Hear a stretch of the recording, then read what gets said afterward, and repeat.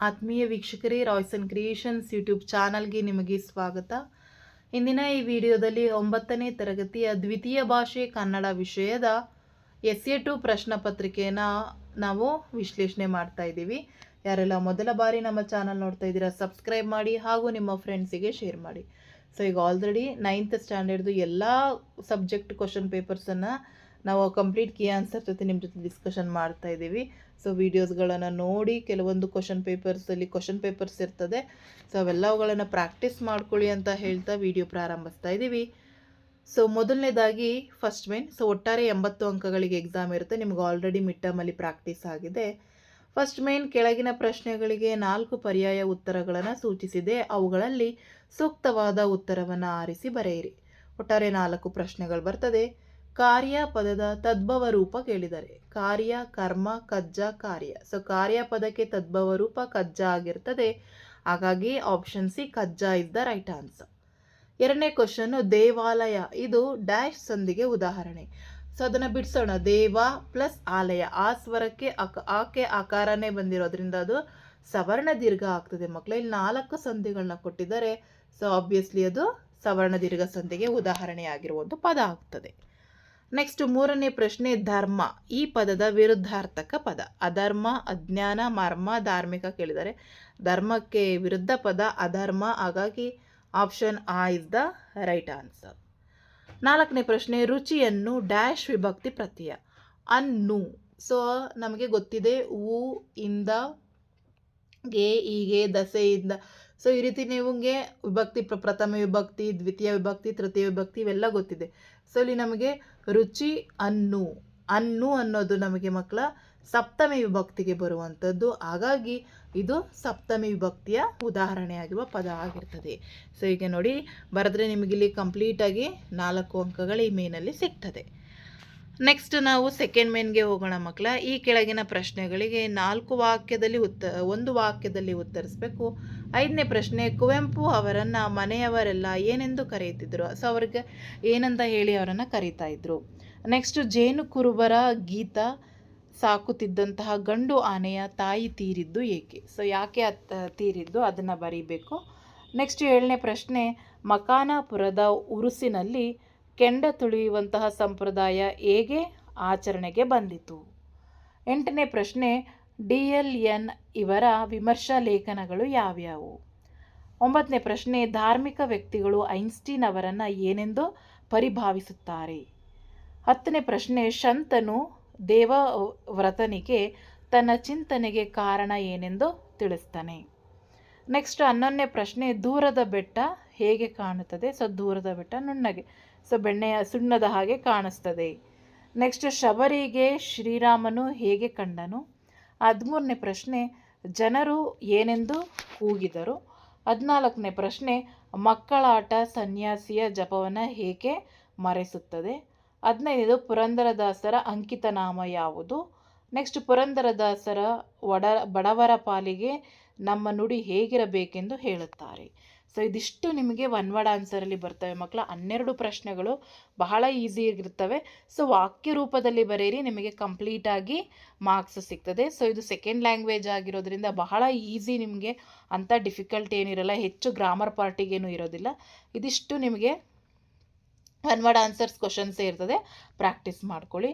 Next third main, ಕೆಳಗಿನ ಪ್ರಶ್ನೆಗಳಿಗೆ 3 ಅಥವಾ 4 ವಾಕ್ಯಗಳಲ್ಲಿ ಬರಿಬೇಕಾಗ್ತದೆ ಮಕ್ಕಳ. ಸೊ ಪ್ರಶ್ನೆಗಳು ಯಾವ್ಯಾವ ಬರ್ತವೆ ನೋಡೋಣ. ಕುವೆಂಪು ತಮ್ಮ ಮಕ್ಕಳಿಗೆ ರಾಜರತ್ನಂ ಅವರನ್ನು ಹೇಗೆ ಪರಿಚಯಿಸಿದರು. ಸೊ ಯಾವ ರೀತಿ ಅವರು ತಮ್ಮ ಮಕ್ಕಳಿಗೆ ಅವರನ್ನು ಪರಿಚಯಿಸಿ ಕೊಡ್ತಾರೆ ಅದನ್ನು ಬರೀರಿ. ನೆಕ್ಸ್ಟ್, ಮುಳಬಾಗಿಲ ಪ್ರಾಂತದ ಉರುಸಿನಲ್ಲಿ ಪ್ರದರ್ಶನಗೊಳ್ಳುವ ಕಾರ್ಯಕ್ರಮಗಳು ಯಾವ್ಯಾವು. ಸೊ ಆ ಉರುಸಿನಲ್ಲಿ ಯಾವೆಲ್ಲ ಕಾರ್ಯಕ್ರಮಗಳು ಪ್ರದರ್ಶನವಾಗ್ತವೆ ಅವುಗಳನ್ನು ನೀವು ನೀಟಾಗಿ ಬರಿತಾ ಹೋಗಿ. 19ನೇ ಪ್ರಶ್ನೆ, ದೇವರು ಮತ್ತು ಧರ್ಮದ ಬಗ್ಗೆ ಐನ್ಸ್ಟೀನ್ ಅವರ ನಂಬಿಕೆಗಳು ಏನು. ಸೊ ದೇವರ ಬಗ್ಗೆ ಮತ್ತು ಧರ್ಮದ ಬಗ್ಗೆ ಐನ್ಸ್ಟೀನ್ ಅವರು ತುಂಬ ಚೆನ್ನಾಗಿ ಹೇಳಿದ್ದಾರೆ. ಅವುಗಳನ್ನು ನೀವು ಲಿಸ್ಟ್ ಮಾಡ್ತಾ ಹೋಗಿ. ನೆಕ್ಸ್ಟ್ 20ನೇದು, ಶಂತನು ರಾಜನಲ್ಲಿದ್ದಂತಹ ವ್ಯಕ್ತಿತ್ವದ ಗುಣವಿಶೇಷತೆಗಳು ಏನೇನು. ಶಬರಿಯು ರಾಮನನ್ನು ಹೇಗೆ ಕಾಯುತ್ತಿದ್ದಳು. 22ನೇ ಪ್ರಶ್ನೆ, ಜೋಗಿಯು ಕಿಂದರಿ ಬಾರಿಸಿದಾಗ ಇಲಿಗಳು ಬಂದ ಬಗೆಯನ್ನು ವಿವರಣಿಸಿ. ನೆಕ್ಸ್ಟ್, ಮರಳಿನ ಕಣದ ಬಯಕೆ ಸಮುದ್ರ ಚುಂಬನ ಪದ್ಯದಲ್ಲಿ ಹೇಗೆ ವ್ಯಕ್ತವಾಗಿದೆ. ನೀರು ಹೇಗೆ ಮಲಿನವಾಗುತ್ತದೆ? ಸೊ ಇದಿಷ್ಟು ನಿಮಗೆ 2 ಮಾರ್ಕ್ಸಿಗೆ ಕೇಳಿರುವಂತಹ ಕ್ವಶನ್ಸ್ಗಳಾಗಿರ್ತದೆ ಮಕ್ಕಳ. ಸೊ ಇಲ್ಲಿಗೆ ನಿಮಗೆ ಕಂಪ್ಲೀಟ್ ಕ್ವಶನ್ ಆನ್ಸರ್ಸ್ ಪಾರ್ಟ್ ಮುಗ್ದೋಗ್ತದೆ. ಇನ್ನೇನಿದ್ರು ನಿಮಗೆ ಸ್ವಲ್ಪ ಮಟ್ಟಿಗೆ ಗ್ರಾಮರ್ ಪಾರ್ಟ್ ಸ್ಟಾರ್ಟ್ ಆಗ್ತದೆ. ನೆಕ್ಸ್ಟ್ 4th ಮೇನ್ ಕೆಳಗಿನ ಸಾಹಿತಿಗಳ ಕಾಲಾಕೃತಿ ಪ್ರಶಸ್ತಿಗಳನ್ನ ವಾಕ್ಯ ರೂಪದಲ್ಲಿ ಬರಿಬೇಕು. ಸೊ ನೀವಿಲ್ಲಿ ವಾಕ್ಯ ರೂಪದಲ್ಲಿ ಬರೆಯೋದನ್ನು ಪ್ರಾಕ್ಟೀಸ್ ಮಾಡ್ಕೊಳ್ಳಿ ಮಕ್ಕಳ. ಸೊ ಇಲ್ಲಿ ನಮಗೆ BGL ಸ್ವಾಮಿ ಅಂತ ಕೊಟ್ಟಿದ್ದಾರೆ. ಸೊ ನೀವು ವಾಕ್ಯ ರೂಪದಲ್ಲಿ ಬರೀರಿ. BGL ಶ್ರೀಯುತ BGL ಸ್ವಾಮಿ ಅವರು ಇಂಥ ಸ್ಥಳದಲ್ಲಿ ಜನಿಸ್ತಾರೆ. ಸೊ ಇವರ ಇಂಥ ಜನನ ಇಷ್ಟು ವರ್ಷದಲ್ಲಿ ಆಗ್ತದೆ. ಸೊ ಇವರು ಇಂತಹ ಕೃತಿಗಳನ್ನು ಬರೆದಿದ್ದಾರೆ. ಈ ಕೃತಿಗಳಿಗೆ ಇಂಥ ಪ್ರಶಸ್ತಿ ದೊರಕಿದೆ. ಇಷ್ಟೇ. ನಿಮಗೆ ಒಂದು 4ರಿಂದ 5 ಸೆಂಟೆನ್ಸನ್ನು ಮಾಡಿ ಈಸಿಯಾಗಿ 3 ಅಂಕಗಳನ್ನ ನೀವು ಇಲ್ಲಿ ತಗೋಬೋದು. ನೆಕ್ಸ್ಟ್ 5th ಮೇನ್ ಕೆಳಗಿನ ಪದ್ಯದ ಸಾರಾಂಶವನ್ನು ವಾಕ್ಯ ರೂಪದಲ್ಲಿ ಬರಿಬೇಕು ಮಕ್ಕಳ. ಸೊ ಕಡೆಗಿಲ್ಲದ ಬಂಡಿ ಹೊಡೆಗಡೆಯದ ಮಾಡ್ಬುದೆ, ಕಡೆಗೀಳು ಬಂಡಿಗಾಧಾರ, ಈ ಕಡದರ್ಪವೇರಿದ ಒಡಲೆಂಬ ಬಂಡಿಗೆ, ಬೃಢಭಕ್ತರ ನುಡಿಗಡನವೇ ಕಡೆಗೀಲು ಕಾಣ ರಾಮನಾಥ. ಸೊ ಇಲ್ಲಿ ಒಂದು ಪದ್ಯವನ್ನು ಕೊಟ್ಟಿದ್ದಾರೆ ಮಕ್ಕಳ ನಮಗೆ. ಸೊ ಇದರ ವಚನವನ್ನು ಕೊಟ್ಟಿದ್ದಾರೆ. ಸೊ ಇದನ್ನು ನೀವು ಅರ್ಥ ಮಾಡಿಕೊಂಡು ಇದರ ಸಾರಾಂಶವನ್ನು ನೀವು ಬರಿತಾ ಹೋಗಿ.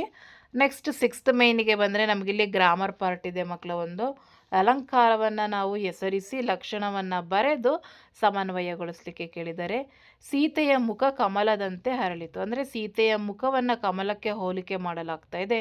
ಹಾಗಾಗಿ ಇಲ್ಲಿ ಇದೊಂದು ಉಪಮಾಲಂಕಾರಕ್ಕೆ ಬರುವಂತಹ ಉದಾಹರಣೆಯಾಗಿದೆ. ಹಾಗಾಗಿ ಉಪಮೇಯ, ಉಪಮಾನ, ಉಪಮವಾಚಕ ಬರೆದು ಲಕ್ಷಣ ಸಮನ್ವಯಗೊಳಿಸಿದ್ರೆ 3 ಅಂಕ ಸಿಗ್ತದೆ. ನೆಕ್ಸ್ಟ್ ನಿಮಗೆ ಈ ಕೆಳಗಿನ ಗಾದೆಗಳಲ್ಲಿ ಒಂದನ್ನು ವಿಸ್ತರಿಸಲಿಕ್ಕೆ ಕೇಳಿದ್ದಾರೆ. ಒಂದು ಕೈ ಕೆಸರಾದರೆ ಬಾಯಿ ಮೊಸರು, ಇನ್ನೊಂದು ಅತಿ ಆಸೆ ಗತಿ ಕೇಡು. ಸೊ ಎರಡೂ ಸಹ ಈಸಿ ಇದೆ. ಫಸ್ಟ್ ಗಾದೆಯ ಇಂಟ್ರಡಕ್ಷನ್ ಬರೆದು ತದನಂತರ ನೀವು ಎಕ್ಸ್ಪ್ಲೈನ್ ಮಾಡ್ತಾ ಹೋದರೆ 3 ಅಂಕಗಳು ಸಿಗ್ತದೆ.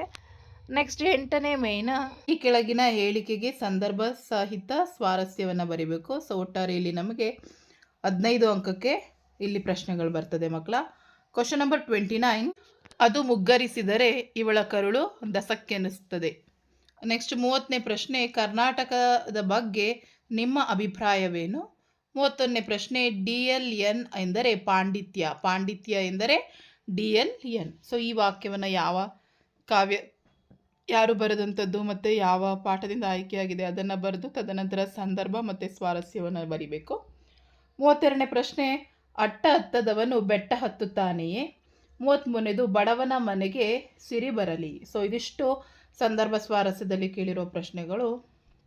ನೆಕ್ಸ್ಟ್ 9ನೇ ಮೇನ್ ಕೆಳಗಿನ ಪದ್ಯ ಭಾಗವನ್ನು ಪೂರ್ಣಗೊಳಿಸಿ. 7 ಚಿನ್ನ ಬೆಳಗಾಯಿತು ಅಲ್ಲಿಂದ ಬೆಳಕು ಬೇಟೆಗಾರ, ಅಥವಾ ನಿಶೆ ಇಳಿದ ಉಷಯ ಎಳ ಅಲ್ಲಿಂದ ತುಂಬಿ ಕುಡಿಯಬೇಕು. ಸೊ ಎರಡರಲ್ಲಿ ಯಾವುದಾದ್ರೂ ಒಂದನ್ನು ಆಯ್ಕೆ ಮಾಡಿ. 4 ಲೈನ್ಗಳಿರ್ತದೆ. ಗ್ರಾಮ್ಯಾಟಿಕ್ ವ್ಯಾಕರಣ ಬದ್ಧವಾಗಿ ಬರೆದ್ರೆ ನಿಮಗೆ ಪೂರ್ತಿಯಾಗಿ 4 ಅಂಕ ಈ ಮೇನಲ್ಲಿ ಸಿಗ್ತದೆ. ನೆಕ್ಸ್ಟು 10ನೇ ಮೇನು ಕೆಳಗಿನ ಪ್ರಶ್ನೆಗೆ 8 ಅಥವಾ 10 ವಾಕ್ಯಗಳಲ್ಲಿ ಉತ್ತರವನ್ನು ಬರೀಬೇಕು. ಇಲ್ಲಿ 4 ಅಂಕದ ಒಂದೇ ಒಂದು ಪ್ರಶ್ನೆ ಇರ್ತದೆ. ಸೊ ಆ ಪ್ರಶ್ನೆಗೆ ನಮಗೆ ಆಪ್ಷನನ್ನು ಕೊಟ್ಟಿರ್ತಾರೆ. 35ನೇ ಪ್ರಶ್ನೆ, ತೊಟ್ಟಿಲು ತೂಗುವ ಹಾಡು ಕವಿತೆಯಲ್ಲಿ ಕವಯತ್ರಿ ಜಗವನ್ನೆಲ್ಲ ತೂಗಿರುವ ಪರಿ ಹೇಗೆ? ಅಥವಾ ತೊಟ್ಟಿಲು ತೂಗುವ ಹಾಡು ಕವಿತೆಯ ಆಶಯವನ್ನು ನಿಮ್ಮ ಮಾತುಗಳಲ್ಲಿ ಬರೆಯಿರಿ. ಸೊ ಎರಡೂ ಸಹ ಈಸಿ ಇದೆ. ಸೊ ಆಶಯವನ್ನು ನೀವು ಬಹಳ ಈಸಿಯಾಗಿ ಬರೀಬೋದು, ಅದನ್ನೇ ನೋಡ್ಕೊಳ್ಳಿ. ನೆಕ್ಸ್ಟ್ 11ನೇ ಮೇನ್ ಕೆಳಗಿನ ಗದ್ಯ ಭಾಗವನ್ನು ಮನಸ್ಸಿನಲ್ಲಿ ಓದಿಕೊಂಡು ಪ್ರಶ್ನೆಗಳಿಗೆ ಉತ್ತರವನ್ನು ಬರೆಯಿರಿ. ಸೊ ಇಲ್ಲಿ 2 ಪ್ರಶ್ನೆಗಳಿರ್ತದೆ, ಪ್ರತಿ ಪ್ರಶ್ನೆಗೆ 2 ಅಂಕ. ಸೊ ಇಲ್ಲಿ ವಿಶ್ವೇಶ್ವರಯ್ಯವರು ಬೊಂಬಾಯಿ ಸರ್ಕಾರದ ಸೇವೆಯಲ್ಲಿ ಇದ್ದಾಗಲೇ ಮೊದಲ ಬಾರಿಗೆ ವಿದೇಶಿ ಪ್ರವಾಸವನ್ನು ಕೈಗೊಂಡರು. ಸೊ ವಿಶ್ವೇಶ್ವರಯ್ಯವರು ಪ್ರವಾಸವನ್ನು ಕೈಗೊಂಡಾಗ ಅವರು ಏನೇನೆಲ್ಲ ನೋಡಿದ್ರು, ಅನುಭವಿಸಿದ್ರು, ಅದರ ಬಗ್ಗೆ ಬರೆದಿದ್ದಾರೆ ಮಕ್ಕಳ. ಸೊ ಅದರ ಮೇಲೆ ಕ್ವಶನ್ ಕೇಳಿರೋ ಅಂಥದ್ದು ನೋಡಿ, ಬಹಳ ಈಸಿ ಇದೆ 2 ಪ್ರಶ್ನೆಗಳು. ವಿಶ್ವೇಶ್ವರಯ್ಯವರು ತಾವು ಬರೆದ ಪುಸ್ತಕವನ್ನು ಪ್ರಕಟಿಸದಿರಲು ಕಾರಣವೇನು ಅಂತ ಹೇಳಿ ಕೇಳಿದ್ದಾರೆ ಮಕ್ಕಳ. ಸೊ ಅದಕ್ಕೂ ಸಹ ಈ ಆನ್ಸರ್ ಇಲ್ಲೇ ಇದೆ ನೋಡಿ ಮಕ್ಕಳ. ಸೊ ಈಸಿಯಾಗಿ ನಿಮಗೆ ಗೊತ್ತಾಗ್ತದೆ. ನೆಕ್ಸ್ಟ್ ಜಪಾನಿನಲ್ಲಿ ಇತಿಹಾಸದಲ್ಲಿ ಮೇಜಿ ಯುಗದಲ್ಲಿ ಆದ ಬದಲಾವಣೆಗಳೇನು ಅಂತೇಳಿ ಕೇಳಿದ್ದಾರೆ. ಸೊ ಅದಕ್ಕೆ ಆನ್ಸರ್ ಇಲ್ಲಿದೆ ನೋಡಿ. 1868ರಿಂದ 1912 ಅವಧಿಯನ್ನು ಜಪಾನಿನ ಇತಿಹಾಸದಲ್ಲಿ ಮೇಜಿ ಯುಗ ಎನ್ನುತ್ತಾರೆ. ಎಂದರೆ ಪ್ರಗತಿಶೀಲ ಅವಧಿ. ಈ ಕಾಲದಲ್ಲಿ ಜಪಾನಿನ ಮೇಲೆ ಪಾಶ್ಚಾತ್ಯ ಸಂಸ್ಕೃತಿ ಪ್ರಭಾವ ಬೀರುತ್ತದೆ. ಉಳಿಗಮಾನ್ಯ ಪದ್ಧತಿ ಕೊನೆಗೊಳ್ತದೆ. ಜಪಾನಿನ ನಿಯೋಗಗಳು ತಂಡಗಳು ಪಾಶ್ಚಾತ್ಯ ದೇಶಗಳಿಗೆ ಭೇಟಿ ಕೊಟ್ಟು ಅಲ್ಲಿನ ತಂತ್ರಜ್ಞಾನ, ವಿಜ್ಞಾನ, ಜಪಾನು ಪಡೆಯುವ ಮಾರ್ಗವನ್ನು ಪರಿಶೀಲಿಸ್ತವೆ. ಹೊಸ ಕೈಗಾರಿಕೆಗಳು ಸ್ಥಾಪಿತವಾಗ್ತವೆ. ಹೊಸ ಹುರುಪಿನಿಂದ ಹೊಸ ಯುಗಕ್ಕೆ ಕಾಲಿಟ್ಟಿದ್ದ ದೇಶದಲ್ಲಿ ವಿಶ್ವೇಶ್ವರಯ್ಯವರು ಅಧ್ಯಯನವನ್ನು ನಡೆಸ್ತಾರೆ. ಸೊ ಇದಿಷ್ಟು ಆ ಒಂದು ಆದಂತಹ ಬದಲಾವಣೆಗಳನ್ನು ನೀವು ಬರೀರಿ. ನೆಕ್ಸ್ಟು ಯಾಕೆ ಅವರು ವಿಶ್ವೇಶ್ವರಯ್ಯ ಪುಸ್ತಕವನ್ನು ಪ್ರಕಟಿಸಲಿಲ್ಲ ಅಂತ ಹೇಳಲಿಕ್ಕೆ, ಸೊ ಇಲ್ಲಿ ನಮಗೆ ಇದೆ ನೋಡಿ ವಿಶ್ವೇಶ್ವರಯ್ಯ ಅವರು ಒಂದು ಪುಸ್ತಕವನ್ನು ಬರೀತಾರೆ. ಆದರೆ ಅದರಲ್ಲಿ ಅನಿವಾರ್ಯವಾಗಿ ಭಾರತದಲ್ಲಿನ ಸ್ಥಿತಿಗತಿಗಳ ವಿಮರ್ಶೆ ಮತ್ತು ಸರ್ಕಾರದ ಕುರಿತು ಟೀಕೆ ಇದ್ದುದರಿಂದ ಸರ್ಕಾರಿ ಅಧಿಕಾರಿಯಾದ ತಾವು ಇದನ್ನು ಬಹಿರಂಗಗೊಳಿಸುವುದು ಸೂಕ್ತವಲ್ಲವೆಂದು ಪುಸ್ತಕವನ್ನು ಪ್ರಕಟಿಸದೆ ಬಿಟ್ಟರು. ಸೊ ಎರಡಕ್ಕೂ ಸಹ ಈಸಿಯಾಗಿದೆ, 4 ಅಂಕ ಗಳಿಸ್ಬೋದು. ನೆಕ್ಸ್ಟ್ ಲಾಸ್ಟ್ 37ನೇ ಪ್ರಶ್ನೆಗೆ ಬಂದರೆ ನಮಗಿಲ್ಲಿ ಪ್ರಬಂಧ ಇರ್ತದೆ. 2 ಪ್ರಬಂಧ ಕೊಟ್ಟಿರ್ತಾರೆ ಮಕ್ಕಳು, ಯಾವುದಾದ್ರೂ ಒಂದನ್ನು ಆಯ್ಕೆ ಮಾಡಿ ಬರೀಬೇಕು. ಇಲ್ಲಿ ರಾಷ್ಟ್ರೀಯ ಹಬ್ಬಗಳು ಅಥವಾ ದೂರದರ್ಶನದಿಂದ ಆಗುವ ಪ್ರಯೋಜನ, ಎರಡರಲ್ಲಿ ಯಾವುದಾದ್ರು ಒಂದನ್ನು ಆಯ್ಕೆ ಮಾಡಿ. ಆ್ಯಂಡ್ ಲಾಸ್ಟ್ ಮೇನಿಗೆ ಬಂದರೆ ನಿಮಗೆ 2 ಪತ್ರ ಇರುತ್ತೆ, ಒಂದು ವ್ಯಾವಹಾರಿಕ ಪತ್ರ, ಇನ್ನೊಂದು ವೈಯಕ್ತಿಕ ಪತ್ರ.